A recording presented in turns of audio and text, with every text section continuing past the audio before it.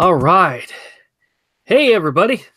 Welcome back to Misfit Corner Comics Presents. This is the artist Andrew speaking. Oh, and I'm out of breath. And we are once again live streaming. And I, of course, am joined by my fantastic fellow artist, Avery Butterworth. How you doing, man? Whew. You sound like you're dying. I am dying.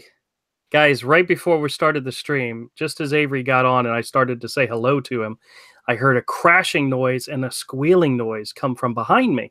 So I turned around and my wife's cat had caught a mouse. And good job, Benji. Good job at catching the mouse. And he was in the middle of two other cats and they were all kind of eyeballing him and he was kind of growling at them, kind of like, this is my kill. It's mine. And I got out a plastic bag and I got the mouse out of his mouth. Turns out the mouse was still alive. So I had to run outside and take care of that and fix that. And fix that issue. Yes, I fixed it. Is it fixed? Is it Oh, fixed? Yeah. It's, well, is it he fixed? wasn't. When I tied his bag into a knot and threw it in the trash bin, he was not moving anymore. So. Okay, it's fixed. It's fixed. Yes, it's fixed. How y'all doing? Hey, Gizmo. Hey, PS Melter. What's How's it going, guys? Yeah. Oh. So that was exciting. You know what it was? I had been working on some stuff in the back in the house, and we had the sinks were backing up, so I was trying to get to the pipes back there. So I moved the washer and dryer, and I found a nice big hole in the dryer vent. And I know it wasn't me who put it there, so somebody put it there, and I pushed the washer and dryer out enough so that the cats could actually get back behind there. And wherever it is the mouses came from, because this is actually the second one that they caught in the last 3 days, wherever they're coming in from or have access to, the cats have got to have it staked out. And I'm not worried about any more mice getting in the house. And if they do, I'm fairly certain the cats will make little work of them. But it's good to see their natural instincts of kicking in, and they're doing their job, and it's wonderful. Gizmo says, I got 2 drawing things for Christmas: a drawing table and a calligraphy kit. A drawing tablet. My bad. That's cool. I've never had a calligraphy kit. Avery, have you ever used one? I buy calligraphy pens sometimes. Yeah, but you don't use them for the purpose of writing calligraphy, do you? No. I use them for inking drawings. P.S. says, hanging with my family, waiting for you to go live. My 2-year-old niece saw Hero and said, cute kitty cat. Excellent. Oh, man, I'm a little out of breath. I got to catch my breath real quick. Sorry, guys. You're a very fat man who's been very active. Yes, I was. Oh, you know what I did today? Much to my wife's chagrin, I got on top of the roof. Oh. But I did wait and make sure a kid was at home before I went up there. The drain for the sink in the kitchen and the drain for the washing machine go out through the same drain pipe. But the sink comes up higher than the drain for the washing machine, and the sink is backing up. So I know wherever the clog is, it's in the main drain above the washing machine, because the washing machine is not backing up at all. So the only way to get to that drain pipe is to go in through the roof. So that's what I did today, and I knocked it out enough that it drained what was in the sink, but whatever's in there clogged right back up again. But then the sink is now a slow drain, so it's just frustrating the crap out of me. It means I'm going to have to go up there again later and do it again. Oh yeah. Well, you know how I don't have any tools, right? Really, except like I've got a few. Yeah. You know, like I can replace a doorknob or something if something breaks. You got a screwdriver and a hammer, right? Yeah, I got a screwdriver, a hammer, and a drill, and a pair of pliers and a wrench. But I gotta I may have to get you to come over here to help me. I gotta take out the garbage disposal from underneath the kitchen sink and just replace that with regular plumbing. Oh, okay. Because there's a leak under there now, and the garbage disposal's torn up, and I'm not gonna drop like $300 to replace it. I've replaced a garbage disposal in the past. It's not that hard at all. So, No. but if you just want to move it, yeah, if you just want to get rid of it, we can do that too. Yeah, yeah. it's not a big deal. There's a leak under there now, and the leak got caused from trying to just unclog it because when a garbage disposal stops working, it eventually gets really, really clogged. Right. Well, in the efforts to unclog it, you know how PVC pipes held together with that glue. That's what makes a seal. A seal somewhere is no longer good. It leaks just a little. Yeah. P.S. Melter says garbage disposals sometimes suck. Yeah. When they break, they suck. And Gizmo says you should draw what I'm drawing, which is a box that's round and has a crowbar window with an animal in it. Okay. Actually, I do have something I need to work on. But yeah, let me know, and we'll take care of your problem, Avery. Yeah.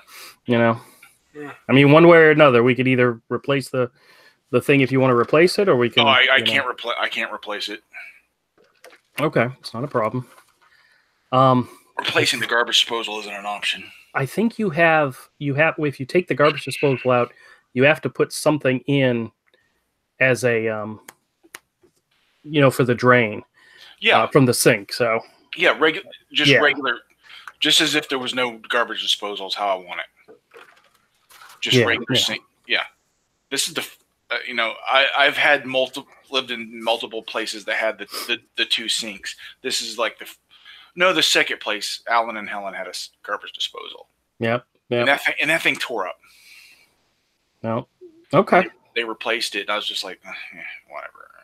Yeah. They tear up too much. P.S. Melter says he just fixed a garbage disposal unit the other day. Yeah, I had fixed this one before. It had gotten clogged and thought I thought it was broke, but then once I got it unclogged, it started working again. Mm-hmm. The second time it clogged, it burned up. Yeah. And both times it was the same thing that got it. It wasn't on purpose. It's just I accidentally dropped coffee grounds in the sink. Well, that's what happens when you try to dispose of the bones down the garbage disposal, man. No, it was coffee. Both times I accidentally dropped coffee grounds.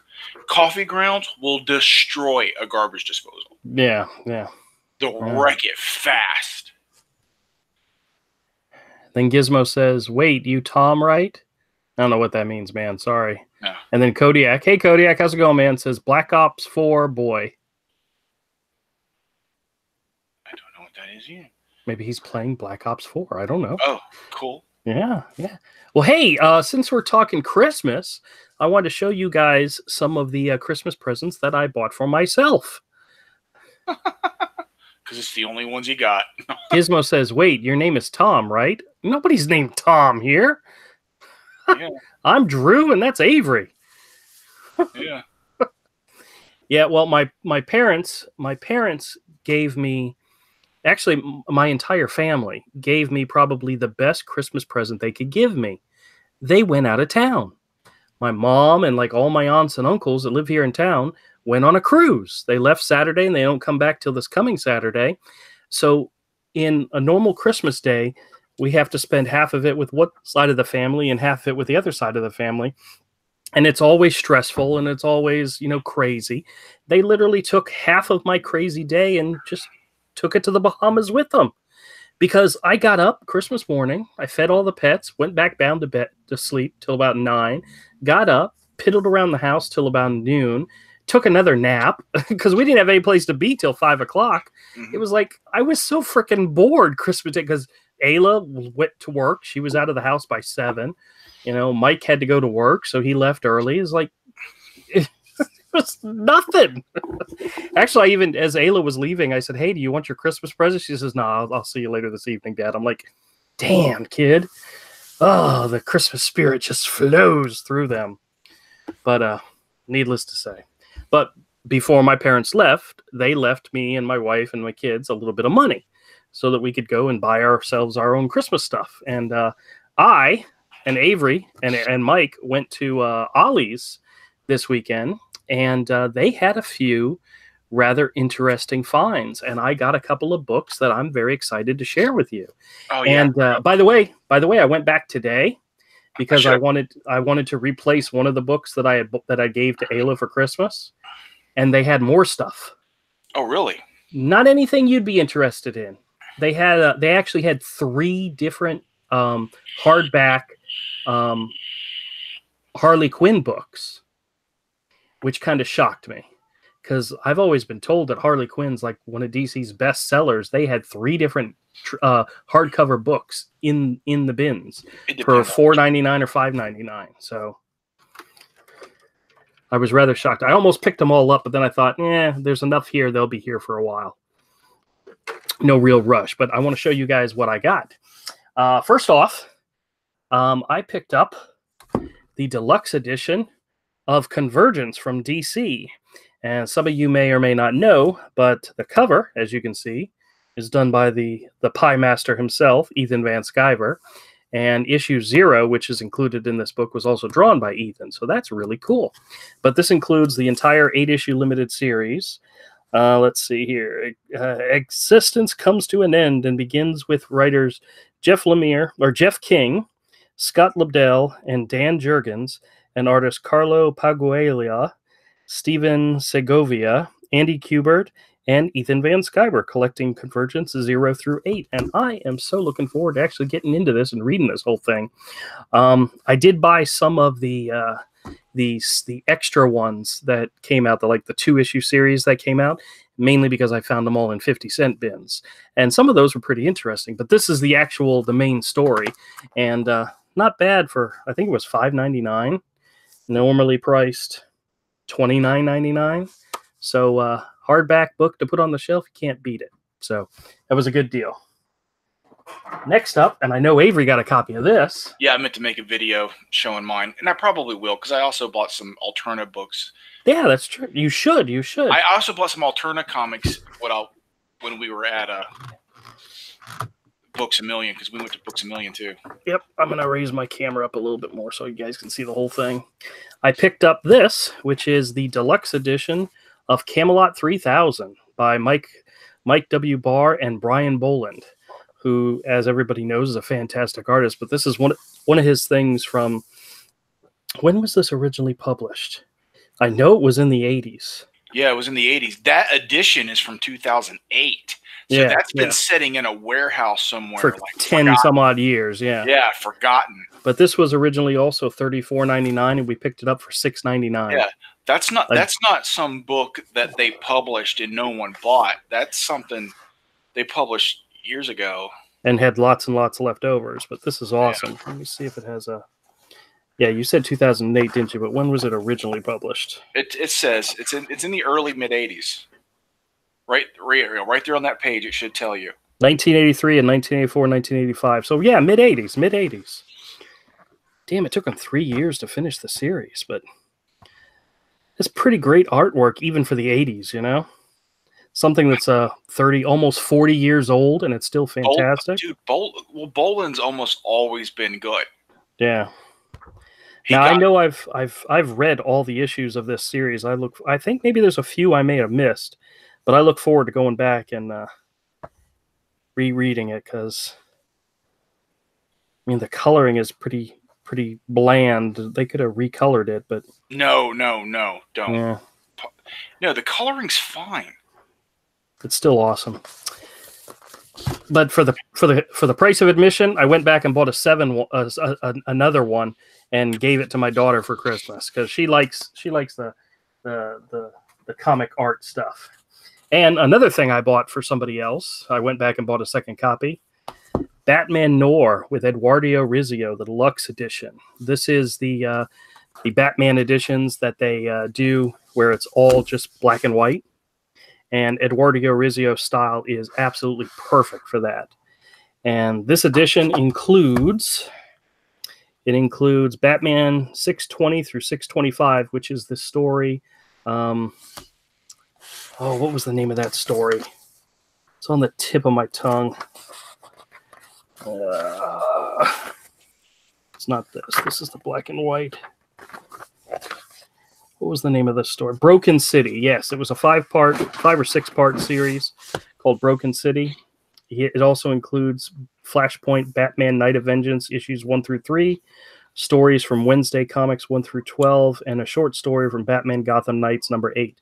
Now, Wednesday Comics, I was telling Avery that that's the one that they did the newspaper size, where they did one sheet, it's like 4 times the size of a comic for each issue. So there's 12 pages, but these are the pages from Wednesday Comic, and they're pretty cool. I've never actually read them, and I'm looking forward to it. But Eduardo Rizzio is gorgeous in black and white, and this is just awesome. Some of these pages are fantastic. He has such a great style of storytelling using, very, very simple stuff, And this is another one that I've read. I think I've read, if I haven't read all the issues, I've read most of these issues, but it's just awesome to have them all collected in one package. But I went out and I got another copy of this for a friend of ours, so I got a Christmas present coming to him late. So, and he'll appreciate that completely. And then next up, Matt Wagner's Trinity. This was a 3-issue deluxe edition. They were like square bound edition limited series, and this is collects all of them. The only one thing I got to say about Matt Wagner, who I think is a fantastic artist, he's a fantastic storyteller. He does not draw a very pretty Wonder Woman. In this entire series, I was going from page to page, looking at all the different versions that he has in here of Wonder Woman, and he doesn't draw very pretty women. I mean, that's actually kind of a pretty face right here, but the majority. No. Matt Wagner's never been. I would never consider him a good girl artist. You know what I mean? No. That's never been how pretty it is. Has never been what makes Matt Wagner's artwork. Yeah. It's purely his storytelling. His storytelling. He's some of the Grendel stuff that he did was absolutely fantastic. The Grendel versus Batman series, that was actually very cool. Batman Faces was awesome. I don't think I've ever read that. I'm familiar with it. I just don't think I've ever read it. But this includes all 3 issues plus some extra stuff. This was originally $29.99. We got it for $5.99, $6. And it's hardcover. I mean, you cannot turn down a $6 hardcover, But no, I picked that one up too. Yep. And this is what I got today. This is what I got today. These are ones that Avery probably doesn't care about. But this is Robin, Son of Batman. This was a series that was started. This is New 52 era, I think. But this one, Volume 1, is the first 6 issue. And Patrick Gleason on art, which I think Patrick Gleason is awesome. This next one has Patrick Gleason, Ray Fox, and Ramon Box. It also has, I think it also has, what's his name? Who am I thinking? Oh, I'm blanking on the name. You're awful. Yeah, I know I'm always, Scott McDaniel. So he did an issue in this. So yes, he is. But this is just some gorgeous artwork. And to be honest with you, I absolutely love Damian as Robin. I think he's a great character. I like it, especially when he's done right. When he's the little pain in the ass, that's perfect. That's who he is. The superior little brat, Damian Wayne. That's what I meant. Hey, Commodore, how's it going? But these 2 volumes, I mean, one was $4.99 and the other was $5.99. So for $11, and each of them were, well, one was $22.99 and $24.99 originally, but hardbound, absolutely perfect. These are going on my book, and they had plenty of these. I don't think, Avery, these are like up your alley, but they did have more of them if you're interested. But I mean, Patrick Gleason, he's fantastic. I love his stuff. He's got a way, when he was working on the Green Lantern titles, just some amazing stuff. And in this, I mean, it's not as far out, but check out his version of Deathstroke here. This is probably one of my favorite stories in this whole book, is where Deathstroke goes after Robin, and he's actually trying to kill his partner in the story, who her name is Nobody. And at the very end, after they fought him and almost fought him to a standstill, Deathstroke is getting ready to take him out, and Robin says, "How much?" And he looks at him, and And nobody says, "What are you talking about?" And he goes, "Something like $10 million." And Robin pulls out a little calculator thing and he punches some numbers and he's fine. $10 million has been deposited into your personal account. And Deathstroke looks up and he pulls out some kind of gadget and he sees that he's got $10 million in his account and he goes, "Okay, we're done then." And he leaves. And I'm like, damn, Damien, that's how you win a fight against Deathstroke, I guess. But it was pretty cool. Look at that. That's a cute little bat demon. He's so adorable. Oh well. Well, I actually have. I think I have. If this is the first 6 issues, and then this is through issue 13. Of these 13, I probably have half of them. That I got out of 50-cent bins. So I've read most of this story, but not all of it. But I just cannot wait to dive into this because this is going to be so awesome. But let me see. Was there anything else? Yeah, there's a couple other things, but I'll talk about them later. But that's what I bought with my money, and I felt good about it. I had a good time. I'll have to make sure I tell my mom and dad, thank you for buying me graphic novels for Christmas, because that's what I always wanted. All right. Hot cabbage. All right, wait a minute. P.S. Melter says, Indiegogo just refunded me for the wreck because they didn't meet their fixed goal. Unfortunately for them, they were close to it. The wreck? I'm not familiar with that one. Yeah, I'm not familiar with it either. Yeah. P.S. Melter says, $7 is a steal. Absolutely. Looks like mid-'80s. Yep. We were talking about the Camelot 3000. Oh, yeah. I mean, that book looks so good. Yep. I love it. But having it as a hardcover, be able to put it on your bookshelf, done. Oh, hey, Jerry. He says, hello, but about to go to work, just dropping by. All right, man. Work good. What's up? Yeah. All right. You guys may have noticed I'm wearing gloves on both hands. Yeah, hobo gloves. Well, it's because... because you're homeless. No, the kitten, the baby kitten Regal, was on my desk the other day, and I started playing with her, and she started fighting my hand, and she started biting me and scratching me, and it was all good and fun. So I got down the camera, and I started recording it, and I recorded a 10-minute video of her just tearing into me like a wild, vicious beast. And it wasn't till afterwards did I realize how bad she chewed up my hand. But you've got scabies. Yeah, nah, I don't think so. I washed it good, but it just looks bad on camera, so I figured I'd cover it all up. But no, I washed it good, soap and water, and then got in there with the peroxide and so forth, and given myself a peroxide bath a couple of times. So I'm not worried about it. But you've got hand herpes.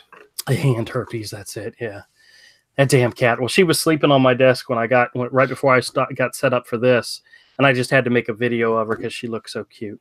As a matter of fact, I released that video before we started live streaming. So if you guys are interested, go check out the less than 2-minute video of the super cute kitten princess Regal. Kitten videos, dude. You'll get 1 million views. You'll get 1 million views with cute cat videos. That reminds me, I wanted to make another announcement in regards to the new live stream that's going to be happening next week, a week from today, actually. Oh, no. We're going to bring back one of the parental favorites for my channel. We're going to start bringing back, we're going to produce at least one a week, MCC News. It's coming back, people. Peter Powers. Yes, Peter Powers. Right. If you guys aren't familiar what MCC News was, it was a news segment video that was very much a parody of anything we wanted to talk about.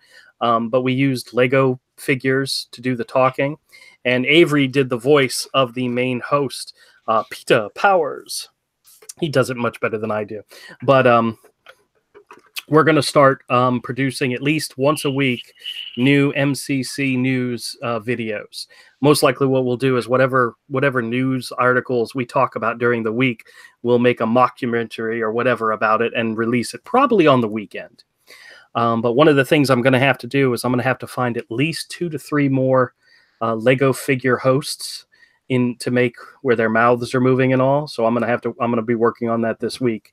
But yeah, it'll be fun. Cool. It'll be a lot of fun, and I think you guys will get a kick out of it. And I know Avery likes doing them.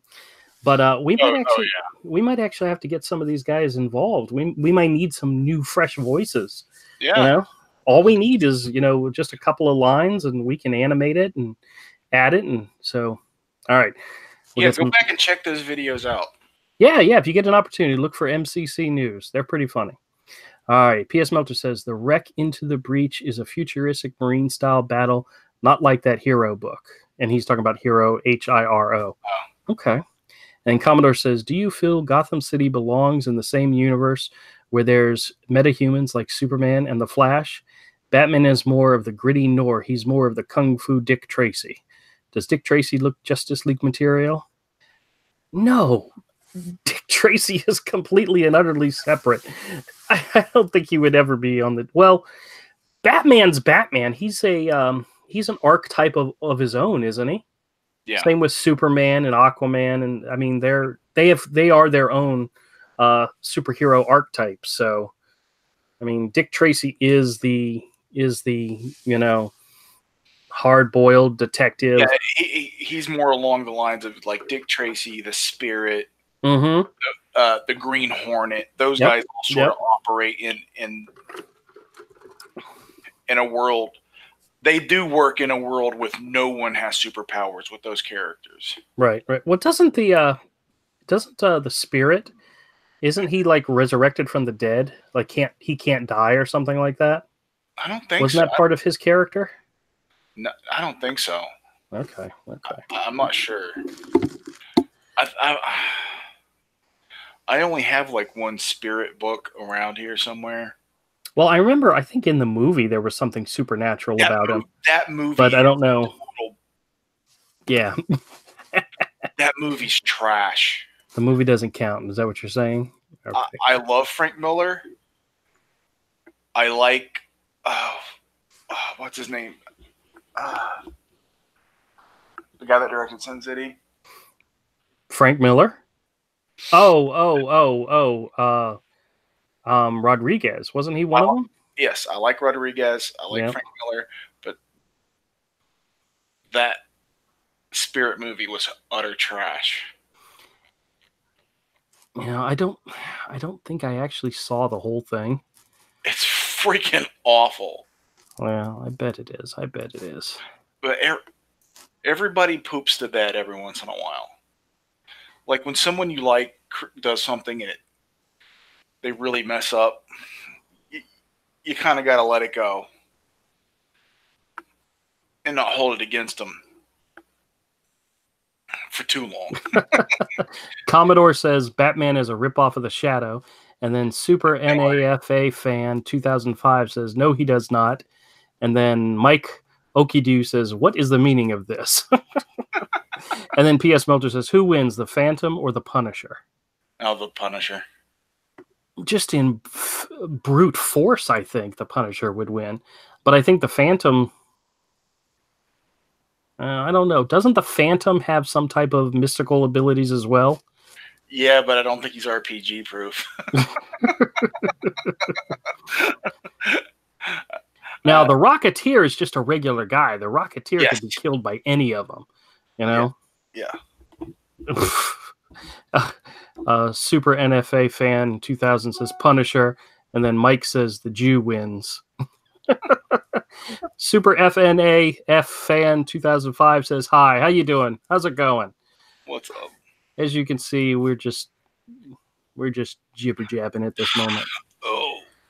I do have two new characters I do need to work on a design for, and let's see. Uh-oh. I kind of want to do they're both rats, so I want to do them. I kind of want to be inspired by the Secret of Nim and all, but I'm gonna have to do my own version. What? Keep talking. I gotta go. Hold on. You gotta go. All right. All right. Let's see. Gonna look up some inspiration. All right. Now these characters I'm working on, they're not the brightest bulbs of the of the story, so I can't make him too cunning or too likable, but we'll see. All right. Boba Fett is the Rocketeer. That's good. That's good. Actually, I would love to see a Rocketeer remake. You know, I rewatched the movie a few months ago. I think, as a matter of fact, I think it was on Netflix, and I said to myself, "This is a movie that needs to be remade. That hasn't had a that needs a good remake." You know, I think Disney still has the rights to it, maybe, and if they do, there needs to be a good remake. And to be honest with you, it should be crazy over the top, like a Michael Bay movie. You know, that would be cool. I know there's probably not a lot of people out there that would agree with me on that one, but that's all right. And actually, I think one of the comments I thought is that they should get Timothy Dalton to come back and be the bad guy simply because, you know, he's not doing very much anymore. Last good thing he was in was Penny Dreadful, but that's been over for a while now. I don't think before that he was doing much of anything, so possibly P.S. Melter in regards to Avery. He has family visiting too, so he might have to be entertaining as well. So,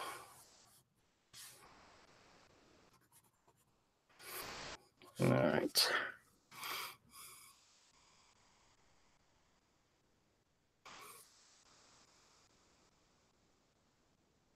Mike says, "Draw Trump." Why would I draw Trump? Nah, I got too much work to do on my book. Matter of fact, I was talking to Mike about book 1, and there was a backup story that we never got around to doing, and I told him it's something that could be done in any of the volumes, but to be honest, it would have more impact if it was included with book 1, because of the fact there's some references to something that happens in book 1, and if you take the short story and you put it at the end of book 2 or book 3, somebody who hasn't read book 1 or may not have finished it or may not have, be familiar with it enough, may not understand what the reference is talking about. So I told him we should try to make it part of the next release of book 1, and that was going to be part of the extending of the book. So we'll see what happens. Rocketeer in the Avengers. Oh, they already got a Rocketeer in the Avengers. His name is Iron Man. You know.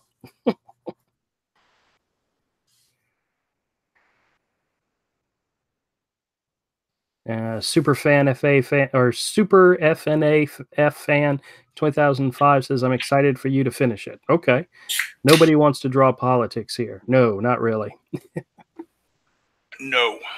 Mike says, "Is that Cool Cat you're drawing?" No. I'm working on an idea for a rat character, to be honest with you. Actually, I have to design 2 rats because a pair of rats. Oh, you remember the other day, some of you, the regulars here, will know what I'm talking about. The raccoon character that I designed, and I said I wasn't sure exactly where he was going to be used or how he was going to be used. I figured it out. I was talking to Mike the other day. I said, you know what? I think I know exactly where this character can fit in the story, and it's this backup story that I'm working on, which my intention is for it to be in the end of Hero Book 1. It'll probably be black and white. I don't want to make Avery have to go back and redo stuff and recolors, But the raccoon character is going to be a part of that story. So, Superfan says, so he needs to be gross. And Mike says, a rat creature, Splinter, no. Or nasty. Well, these rat creatures, these rat characters are actually supposed to be sneaky and devious. They're not supposed to be, they're not even supposed to look bad. we'll see. I haven't decided exactly how I'm going to treat them just yet, but we'll see. This kind of looks more like this snout is way too long for what I'm going for. You know what? Maybe part of me thinks I should do a mouse instead of a rat. Mouses have smaller snouts that might actually work better for this part of the story. But these aren't the characters I'm designing here. They're not major characters. They're kind of yeah. See, Charlie just put in his 2 cents. Don't listen to him. He doesn't know what he's talking about. Well, he's telling me somebody's home.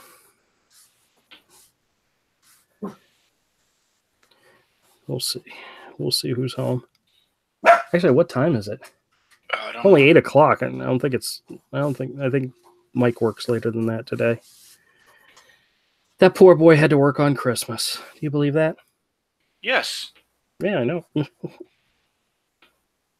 Yes, I totally believe that, considering his job. Yeah, yeah.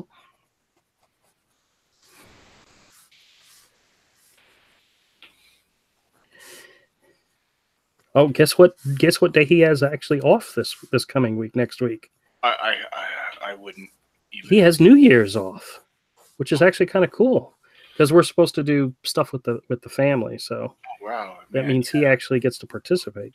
Yeah, he can party and get drunk. Woohoo! Yeah. Yeah, like that's actually going to happen. You don't know. Yeah, maybe I don't know. He could cut loose. Yeah. He could be like, "Watch this, Dad." Yeah.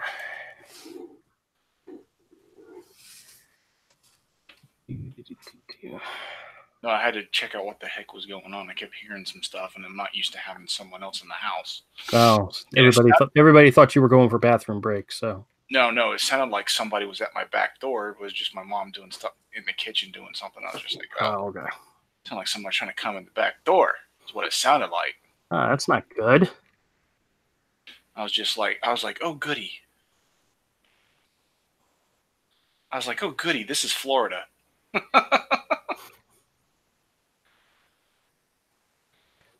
You know, I thought it was very funny. I heard a news cast on the radio yesterday, and they were talking about a guy who attempted to break into a home, and the homeowner shot and killed him. And then they said, coming up next, we'll talk about the shooter and about him. And I'm like, wait a minute, what do we care about him? I don't care about him at all.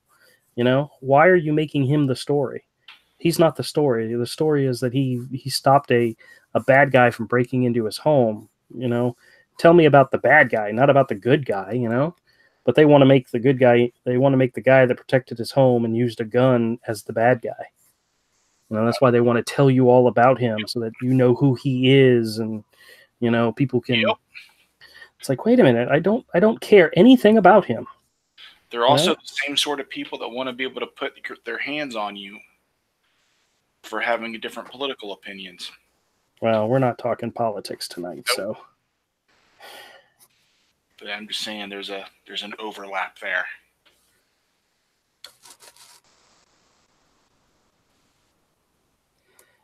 Superfan says, do a how to draw one of your characters from your book.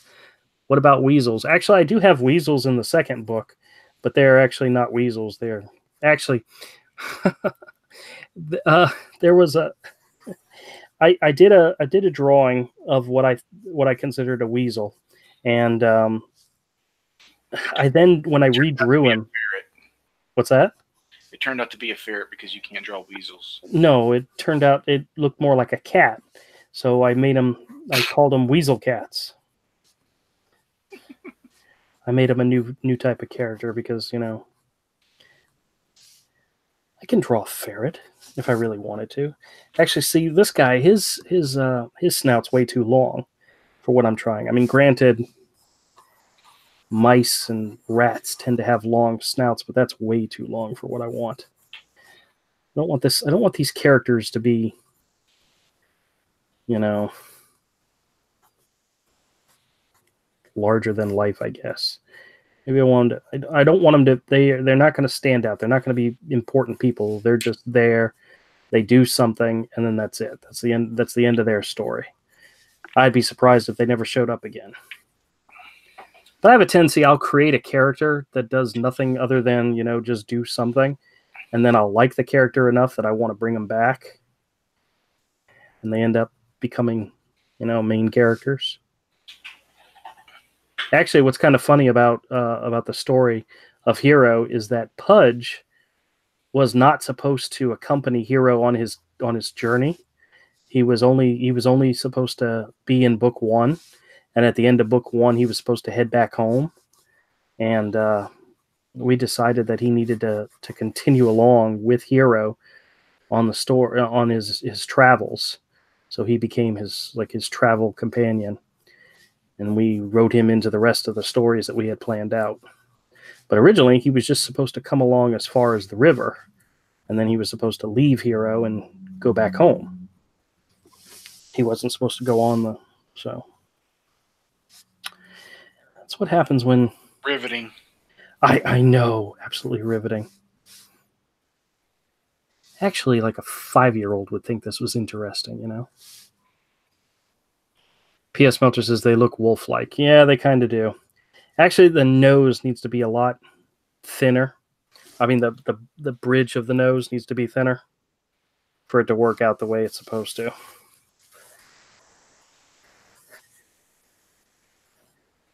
But to have a thin nose.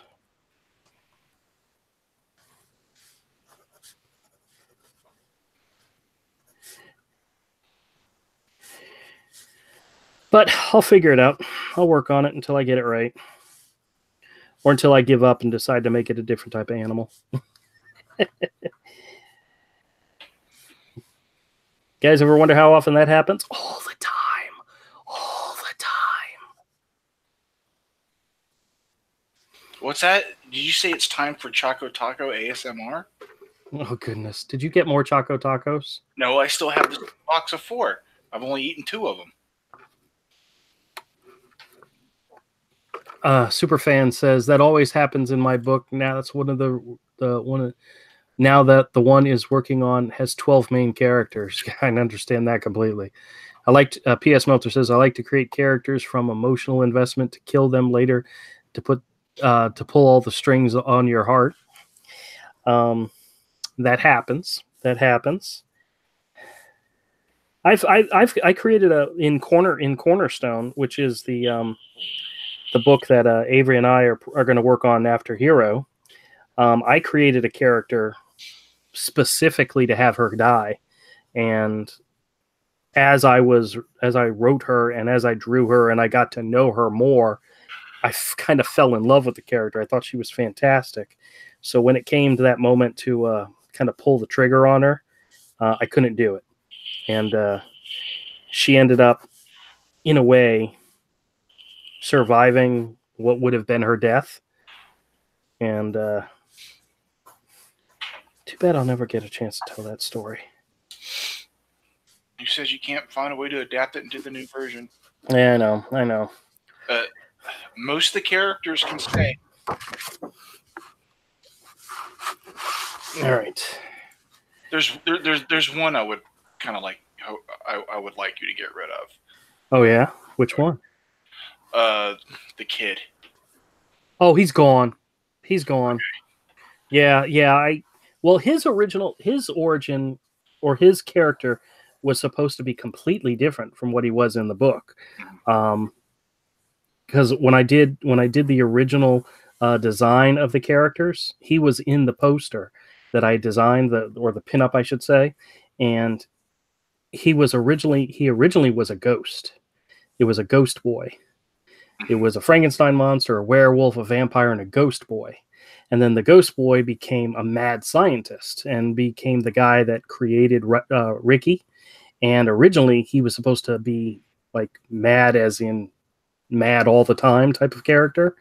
And then when I redrew that image, I drew him with a smile on his face. So he became a happy-go-lucky type character. And that never worked for what I originally wanted.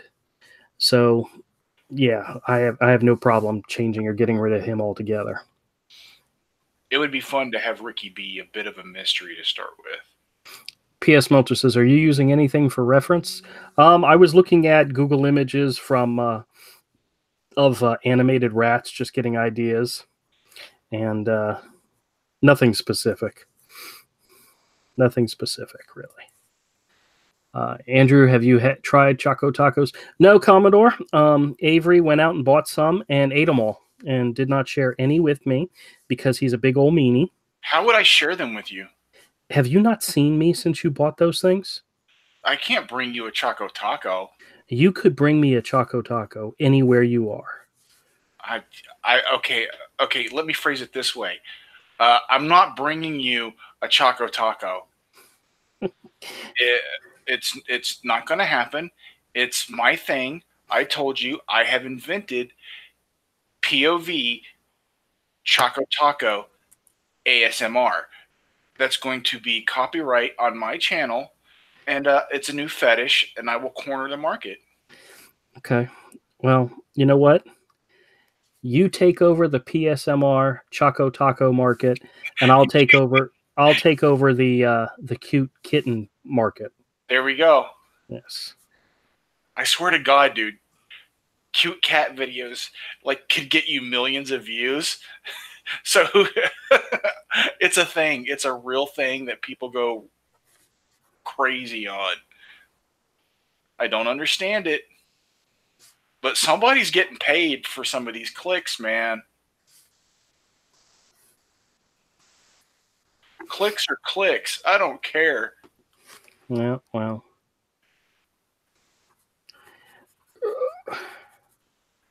Somebody's getting paid. Oh, you know what I started watching yesterday?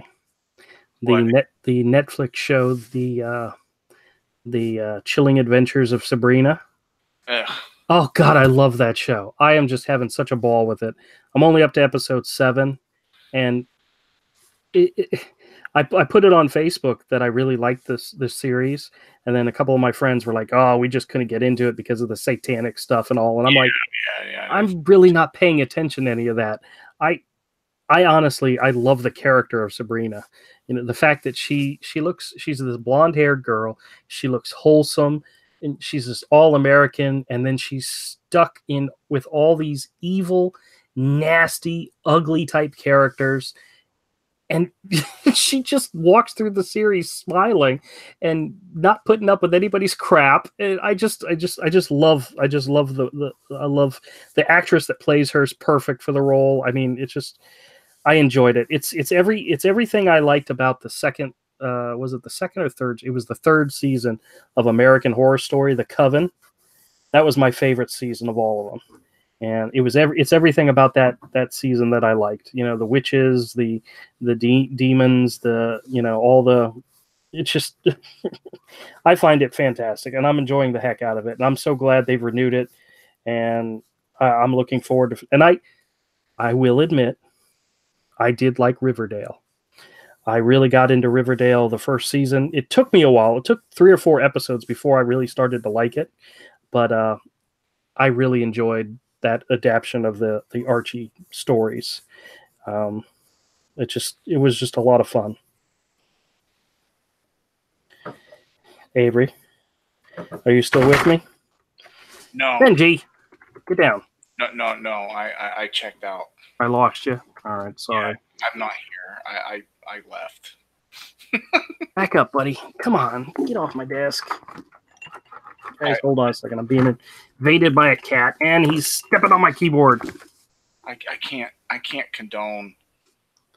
It's okay. Satanism and Riverdale. It's too much, man. It's too much. Like I can overlook the Satanism, but not the Riverdale. Well, I think they're up to like season 3 in Riverdale. I haven't seen more than season 1, but I liked it a lot. So, All right, hold on a second. Let's see what we got here going. Somebody, D says Casper. Hey, D, how's it going, man? Good to see you, man. Let's see. And let's see what else we got going on here. P.S. Melter says there's the one channel from, I think, Japan that is with a bunch of cats, I bet. Getting played all right. P.S. Melter says, wow, I'm surprised, Andrew. There's a little bit of SJW stuff in it, and I'm not happy with Salem. Oh, I think the cat's perfect. Granted, I mean, in the story, familiars aren't just pets; they're actually demons that take on an animal form, and I kind of like that idea. But she talks to the cat, but at least so far in the first 7 episodes, the cat hasn't talked back to her except when it was in its original demon form when it first showed up. It talked to her, and I thought it was pretty cool. I'm shocked. Andrew likes Sabrina and Riverdale. Shocked, says D. Yes, there. P.S. Melter is correct. There was some SJW stuff in it.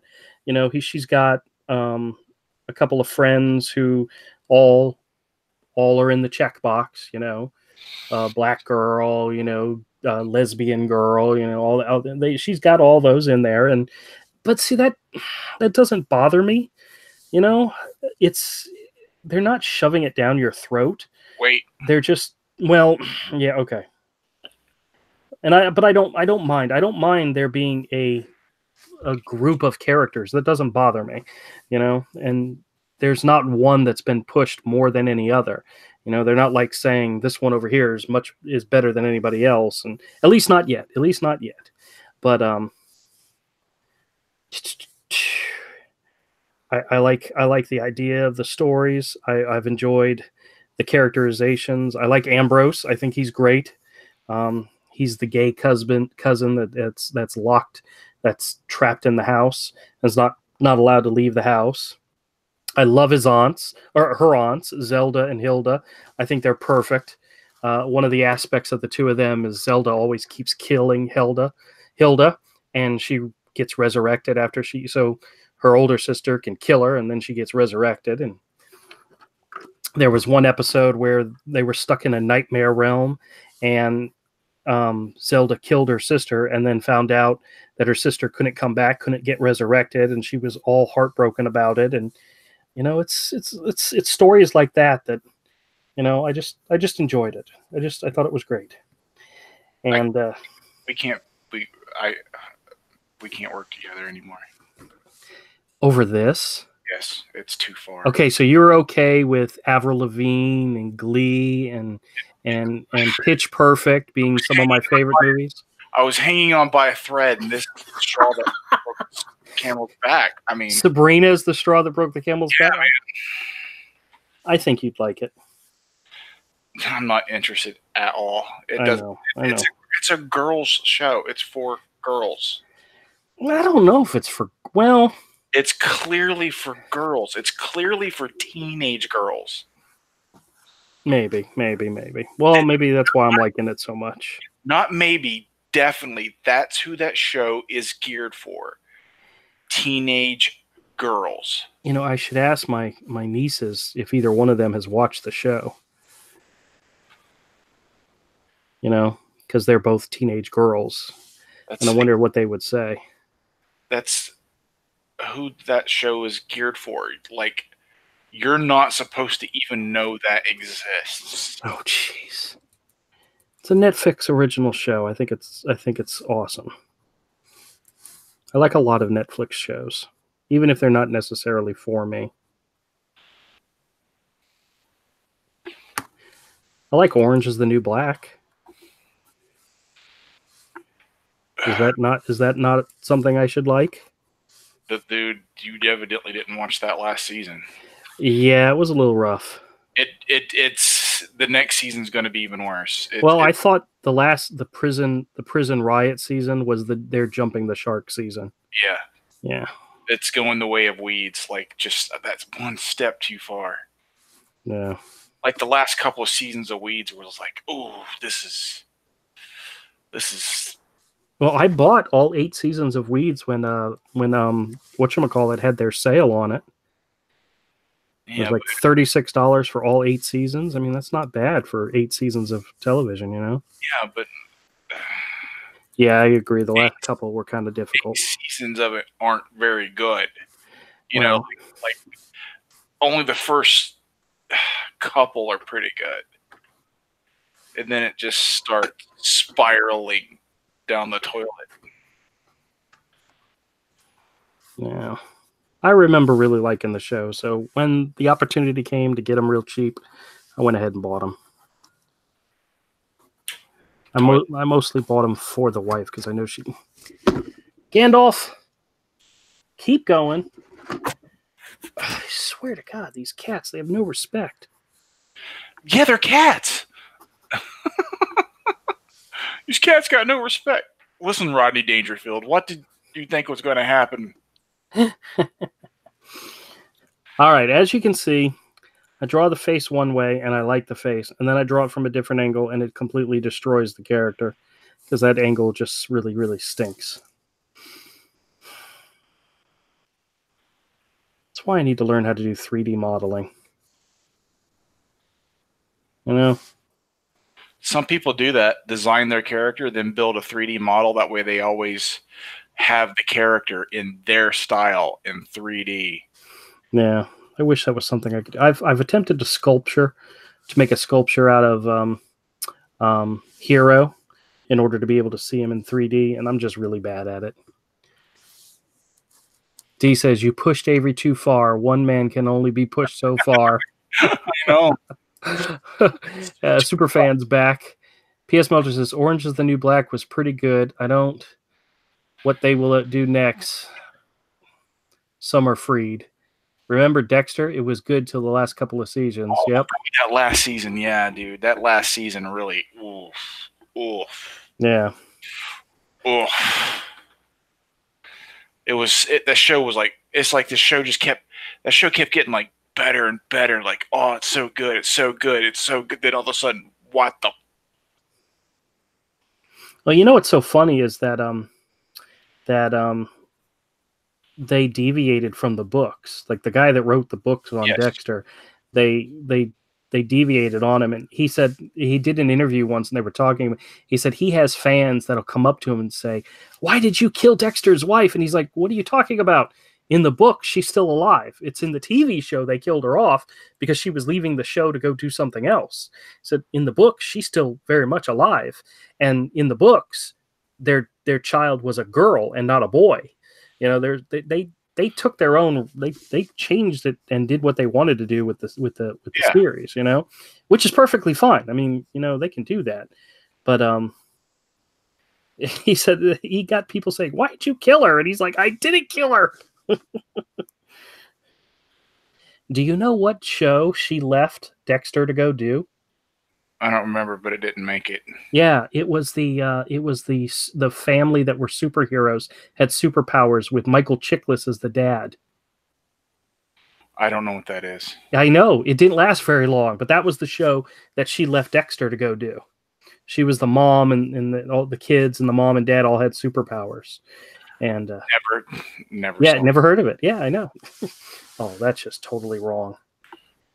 Oh God, that's horrible. Man, I am a bad artist.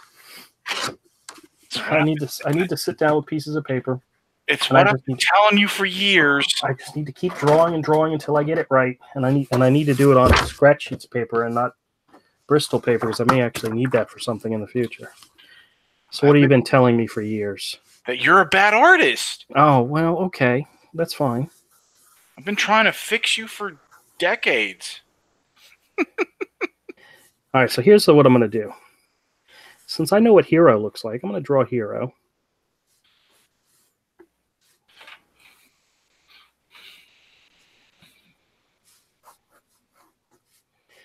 And then I'm going to morph Hero into what I'm trying to do. Okay. So the character I'm trying to do has a longer nose, or a longer snout, I should say. His nose is probably smaller than Hero's. And a cleft palate. Cleft palate?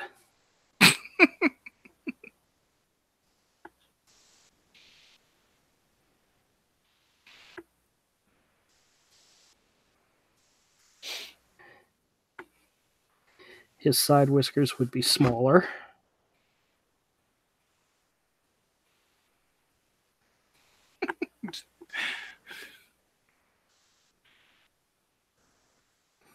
His ears are much smaller.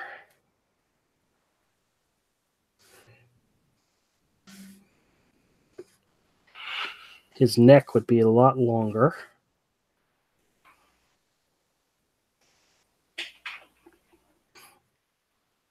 And because he's a bit of a bad guy, he'd have beady eyes.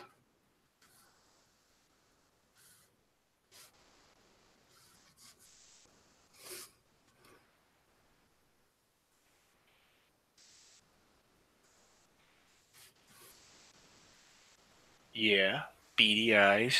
Beady eyes, longer snout. Beady. Anybody out there can tell us where that reference came from? See if anybody out there is old enough to remember that reference.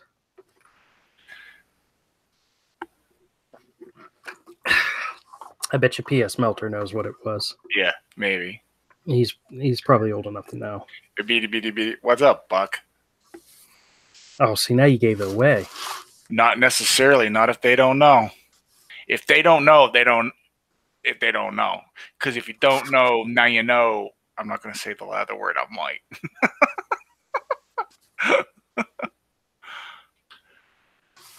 Okay. Andrew's like, I don't even know what you're talking about now. Oh, D knew it. What? You got it? So did Cross Comics. Nice. Hey, Rick, how's it going, man? Beady. Beady. I loved that show. Dude. Oh, I did too. I loved it so much. Do you know who my favorite character was from that? I don't know. I liked Wilma. Of course you did. No, I liked the bird guy, Hawk. Oh, dude, he was cool. He was awesome. I love that character. Yeah, dude, and his like bird spaceship. Oh, Yep. He was probably my favorite character that whole series. He was awesome. And there was that one character I remember who was the kid. He was an alien, but they aged backwards so that he was the adult. He was the father, and his son was like the grown man. Oh, yeah. That was always weird to me. I always remembered that because it was so weird. But they did a bit like that on Mork from Orc with what was the actor's name that showed up? Oh my god! I know what you're talking about. Oh, Jonathan Winters came on Mork and Mindy, and they were doing the age backwards thing. That's how they aged on Mork's planet. They did that bit on there too. All right, so that nose is a little too long, but yeah. Now we're really, really old. Because we're talking about Mork and Mindy and Buck Rogers. Cross says, I drew Wilma and Tiki like a couple of weeks ago. Nice. Dude, I loved those shows from that era. Like the Wonder Woman show, Buck Rogers. I did a commission one time of Buck Rogers and Tweaky. Oh, dude, sweet. Yeah. I actually colored it myself, which meant it came out really crappy, but the guy who got it liked it, so hey, that's fine. That was back in our CGS days, so it was for one of the CGS shows. Actually, it's part of one of my sketchbooks. That sketch. I used to like Battlestar Galactica. I never got into Battlestar Galactica. Dude, I loved all those shows back then. Yeah. All the sci-fi shows of the late 70s and early 80s. Yeah. I watched them all. Yep, Mork and Mindy had a giant egg. That's right. Yep. And Uncanny Kodiak says $6 Million Man. Yep, I watched that too. Like when the Fall Guy show came on, I was just like, that's the $6 million man. I don't get it. Like it took me a couple of years to get it. Like he's just an actor. It's not the same thing. Yeah, well, as a kid, that's hard to. Yeah, it's hard. That can be hard to separate that. Yeah, exactly. Like I had a hard time when I first saw G.I. Joe and Transformer comics and Star Wars comics. When I was little, I was like, this doesn't match what I know.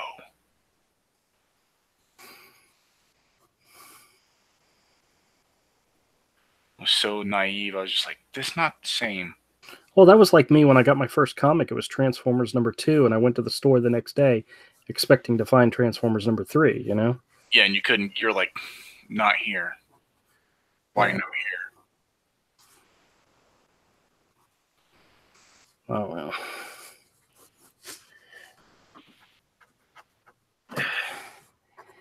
This nose is way too big. It needs to be smaller. We'll work that out. We'll work that out as we go along. Beady, beady, beady. What's up, Buck? Beady, beady, beady. Did they ever try to I loved that. Yeah. That was Mel Blanc, by the way. That's why they did What's Up, Buck. Cross Comic says, "Did you get my hero yet?" Be honest with you, Rick, I haven't been to the post office yet, so I meant to go by this weekend, but I didn't get a chance. So I'm going to make a point to stop by tomorrow, and I'll let you know. Let's see. I'm just binging through Stargate SG-1 on season 6, says PS Melter. Very cool. Fall Guy was awesome, though it kept me into it. And I was a kid, says Kodiak. And then Commodore says, if you have a quality, be proud of it. Let it define you, whatever it is. That sounds good.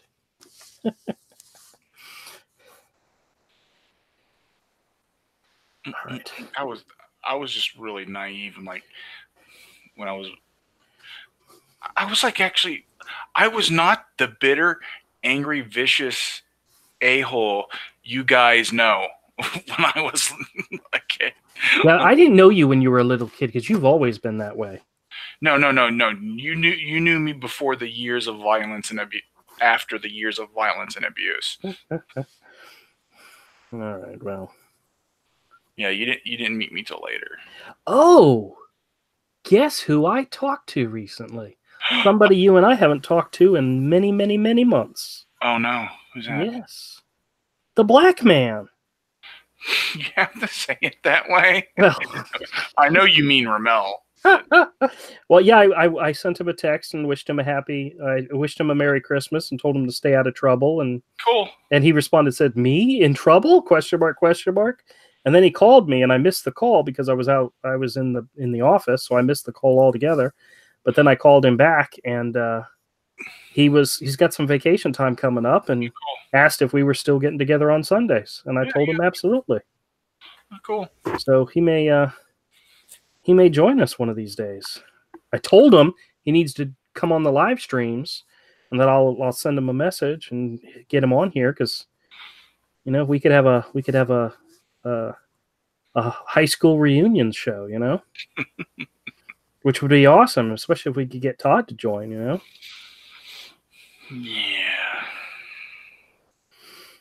Yeah, I know.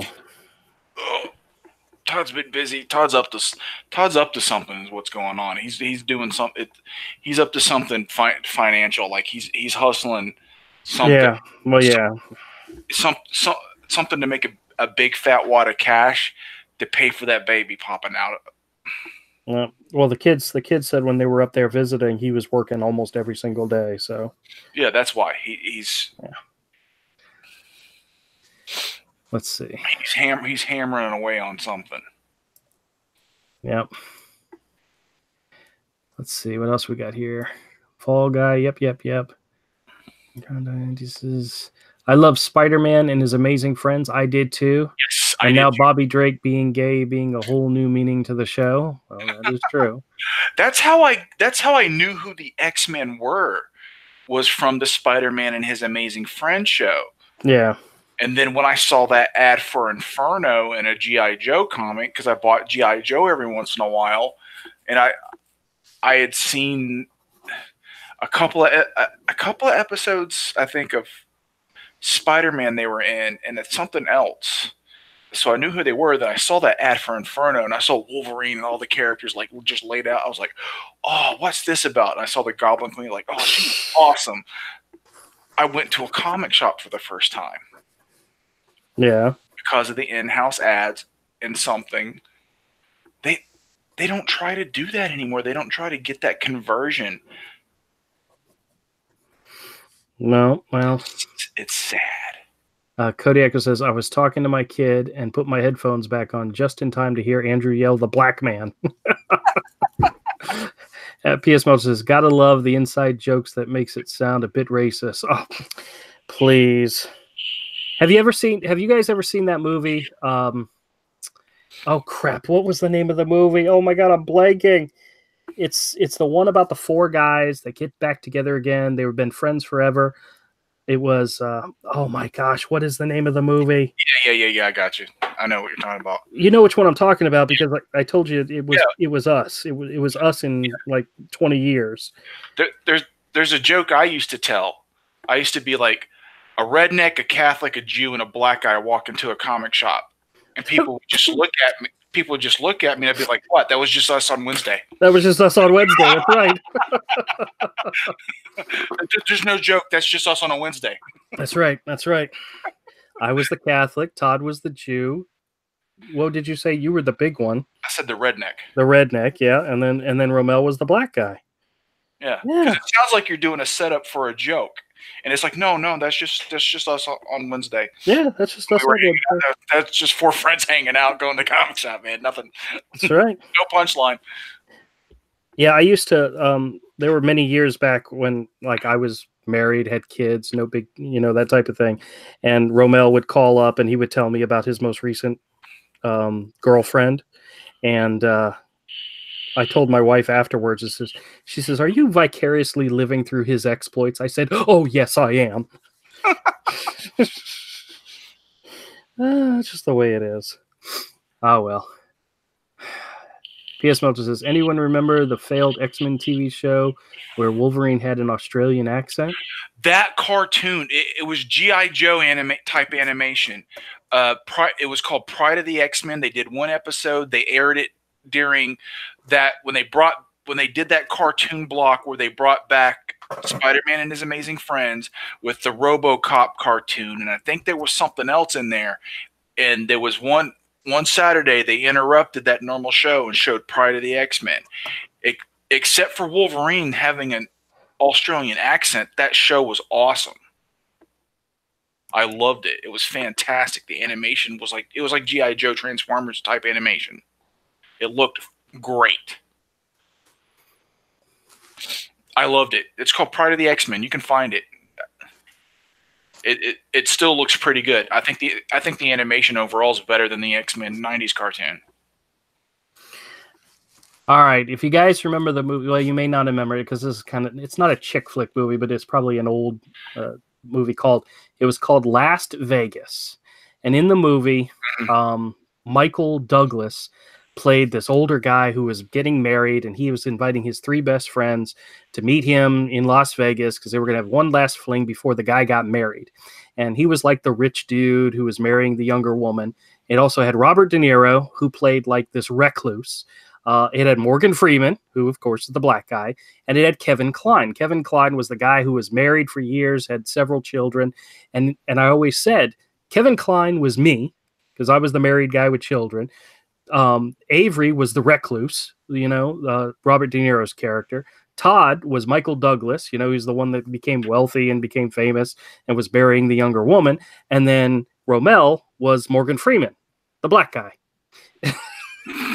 Do you remember I told your mom about this movie? And she says, I've got to watch this movie. And, that was us. That's the four of us, But we are typical characters, believe it or not. All right, let's see here. Kodiak says, love, Amazing Friends, so cool. also has a point. I watched it. He says D loves all things. Has a point. I watched it when thinking Iceman was after all the girls Peter liked. Now I realize he's just the old gay guy, the gay guy of mine, always with the hottest females. And P.S. Melcher says I like the Wolverine had the classic brown and yellow. Yep, I remember that too. That was cool. Yeah. All right. Well, I'm stopping this video because I'm getting closer to what I want these characters to look like. They're not perfect. I did 4 pages of sketches. This head here is close to what I want. This body here is close to what I want, but it's too small for these characters. You're not going to I think in the story you're not going to see the entire rat characters because they're slinking around inside the overturned or uprooted tree that appears in the story, and they find something among the roots, something that is referred to earlier in the story that if you're not paying attention to the story you might have missed, but it'll be cool. And but it's something that may end up being very, very important later on in the story. But like I said, one of the things Mike and I were doing with these stories is we were setting up Easter eggs. You know, we're setting up things, callbacks in the story, and we're setting stuff up to have happen. And this is one of those things that is a setup for something else. It may not happen for 2 or 3 more books, but it works. You have to set it up somewhere, and this is where. So I'm going to be working on that over the next couple of days, setting up this story and working on the layouts as well as the character designs. But that raccoon character is definitely in the story. The rat characters are in the story, and Uncle Quincy, the owl, is in the story. Cool. So, yep. All right, hold on a second. Let's see. We had a lot of talking going on here. Let's see what's happening. Extra comes in and says, "Moo, hey man, how's it going?" And Cross Comic says, "I am PS," so he must have been answering something from him. And would be the same episode. Brown and yellow will always be the colors of my Wolverine, says D. Yeah. I think that's got. If I had to choose my version of Wolverine, it has to be the Frank Miller 4-issue limited series version, which was the brown and yellow version. Yeah, it's brown and kind of an orange. Mm-hmm. Like color palette wise, it worked so well in that story, you know? Yeah. I just like Wolverine in some kind of classic style outfit. It can be the yellow and black, but I do like that brown and orangish one. But that's the one he was wearing when I first started reading the comic. So yeah. But I also like that outfit, except for the net over his eyes he would wear in some of the Mandrapore stuff. Just that black sleeveless. It's just they would do the net over his eyes. I was like, why? No, I'm thinking of that Sal Buscema from the Mandrapore where he's there in the old suit, you know? Yeah. But he also wore the black sleeveless outfit. It's just all black, no sleeves, black gloves, and a net over his eyes in some of those like Marvel Comics Present stories. But I do also I like him with the eye patch. Like that fools anybody. He's got that hairdo. He's 5'3". He's got an eye patch. It's a disguise. Yeah, this that I'm going to show you. This is the version that's the Wolverine I like. Yeah. Back when his claws popped out of the top of his hands, not between his fingers. You know. Dude. Oh yeah, dude. That's Sal Buscema. Yep. Dude, that page is. Look how awesome that is. And how simple it is. Yeah, but Sal Buscema. Both Sal and John Buscema are amazing. I have a bunch of Sal Buscema Conans. One of them, it's finished. I believe it's finished by Sal Buscema, but it's early Mark Silvestri. Hold on a second. Is this the one you were talking? No, this isn't the one. What's that? I'm going to show you.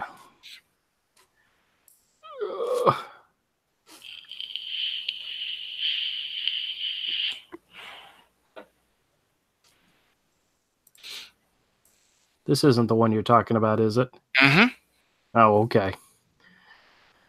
That should be Sal Buscema too, I think. Yeah, it is. It is. It is. But I never liked that version. This is the version I liked. Yes, dude, that's awesome. Yep. Yep. Oh, I don't know what the hell that is. Yeah.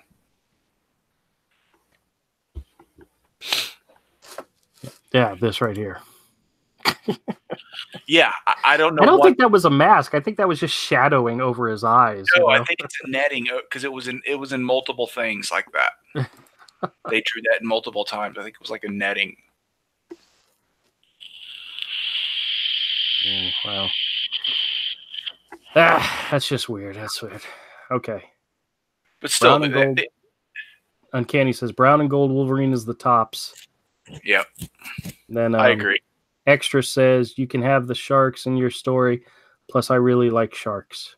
I don't think I have shark. Well, there is going to be a story. Book 4 is actually a pirate story, and they are going to be out on the seas, and there is going to be water elements and water creatures in the story. But exactly how it's going to go and where it's going to go, we have no idea yet. We still haven't figured it out yet. Find that classic Art Adams Wolverine. I used to have the post, you know, the one where he's like, running at the camera, his fists are down, claws pop, and he's running straight. It's the brown and gold. I used to have that poster when I was a kid, hanging up in my room. Kodiak says one of Mark Silvestri's most famous covers is the Conan homage. That's true. That's awesome. D says, do you remember the Captain America Wolverine and Black Widow together again for the first time? Oh, yeah, that Jim Lee issue. It was one of Jim Lee's first X-Men. Yeah, it was awesome. Yep. And then D says, Wolverine telling Captain America he didn't need a sidekick. All right. Who thumbed down my video? Come on, let me know who it was. Speak up. Come on. Oh, well. It was probably... I lost a subscriber Christmas Day.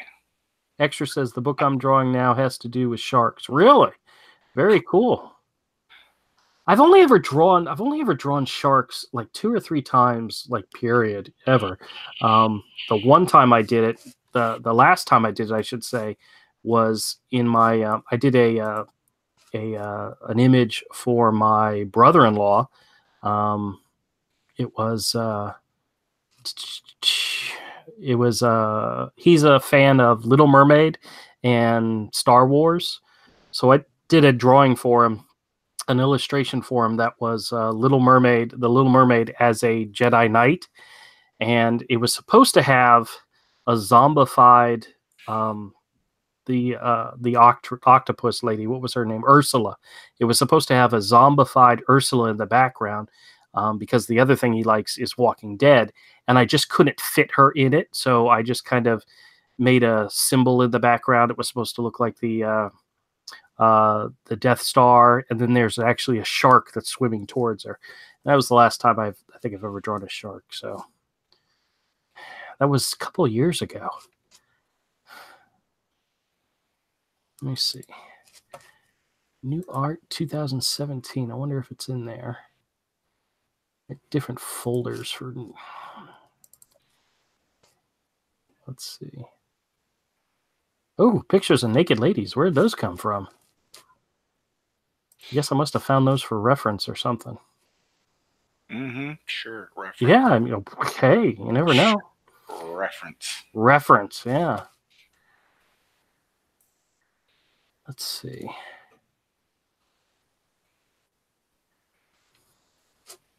I know he's even redone that image a few times over the years. The Art Adams one? Mm-hmm. He's redone. Oh yeah. But I wish I still had that poster. The original poster printed in the 80s. That's like, I wish I could find like that vintage poster, like someone that still has it in good condition. Yes, that would be very cool. Because I used to have that and a Walter Simonson X Factor. I have a couple of posters, Joe Quesada posters that we got at the show at the at the store I used to work at. Back in high school, I used to work at a store. So yeah, Final Frontier. Yep. Yep. Way back in the day. Way back in the day. Where the heck do I have all those? Where do I have that stuff? What stuff? My art books. Huh, that is so weird. I wonder where I keep those things. I bet you I've had them on some type of a zip drive somewhere or something, but oh well. All right, let me see what else we got going on here before we wrap this up. P.S. Melter says, it wasn't me. Okay, I appreciate it, man. Extra says, my goose is in the art base. My GCSE is on the art book. Basically, the stuff I have to do to get art. Retweet something. I don't know what he's talking about. Sorry, man. Oh, Zombie Sharknado. And then Uncanny says, Andrew, it wasn't me, but there are trolls trolling around like bots. They've struck Ava Comic Girl so hard she had to wrench up a lot of people. Really? Oh, yeah. A certain type of the anti-Comicsgate people are crazy. P.S. Melter wants to know about the naked ladies. I don't think they're even naked. I think they're in their underwear, but they were just in different poses, which means I probably found them or screen scraped them to use as a reference or for models or something when I was actually doing commissions. Like if somebody came to me and said, hey, draw me somebody like this, and I would have a picture ready to go. Actually, I don't even remember what folder I was looking in for that. I found cutouts of that Art Adams Wolverine, but I can't find the I found redos of it. I want the original. I want to see that original art at the one I know that I used to have a poster of. I see where people has it as a cutout from the 80s, where it's just the figure of Wolverine. And I see a more modern version where he redid it with the way his stuff has changed. But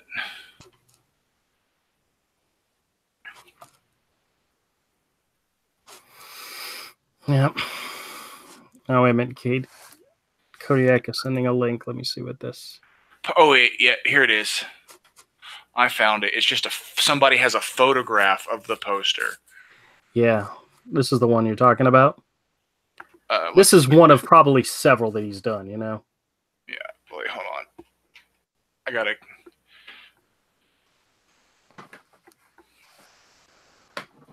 Yeah, actually, he did lots of images like with the X-Men with Wolverine coming at you like that in the picture. So I'm pretty sure that's a pretty common pose that he's done. But yeah, that is cool. Kodiak says, Andrew, look up. Sorry, guys. P.S. Melter says, Comic Book Girl Ava and War Campaign are duking it out with Nerd Wonder and Nasser and Midnight Cherry on Twitter, kinda. I know John Delarosa is involved. Oh, good God. Why would anybody want to get involved with that? What's that? Show the image again? Oh, hold on. I was trying to close out browsers, and, well, when I use the Gmail, it ends up being the same browser as my Hangout. Okay. Yeah, that's the poster. Yeah. Yep. Oh, that's awesome. I would love to. I would love to have one of those again, but from the original print, in the 80s. Not. I know they've re-released it at some point. That's not what I want. I want. P.S. Melter says, I'm mostly staying out of it, but it's weird. What's going on? John Yeah, it looks like Comic Girl Ava and War Campaign are duking it out with Nerd Wonder Nasser and Midnight Cherry on Twitter. I know John Delarosa's involved. I wouldn't want to get involved with any of that. Some of that is joking. Yeah, but when you take John Delarosa and War Campaign, it's just people clashing, I'd rather avoid it altogether, so. I know Nerd Wonder is pretty easy to get along with, so I don't know why anyone would have a problem with her. Yeah, Cross Comics says more Comicsgate drama. Yuck. Yeah, I'd rather stay away from the drama. But needless to say, guys, I need to end the stream now. It's time to put it up because my wife needs to see me. Mm-hmm. Not really. I've got to go do my normal end of live stream thing run. So yeah, Cody X says, wait, Nasser is Comicsgate? Yeah, and Nerd Wonder? Well, I don't know. Yeah. I believe they're all Comicsgate. Oh, yeah. Ah, well. All right, guys. Thanks so much for joining us. Join us again on Friday. And remember, a week from today, we're going to do the all-new Misfit Corner Comics Presents the Hero Hour live stream. So hope you all enjoy it and hope you come back and looking forward to it. Later, guys. All right, everybody. Take it easy. Have a good night. Merry Christmas. I hope you all had a wonderful Christmas. And we'll catch you on Friday. Bye.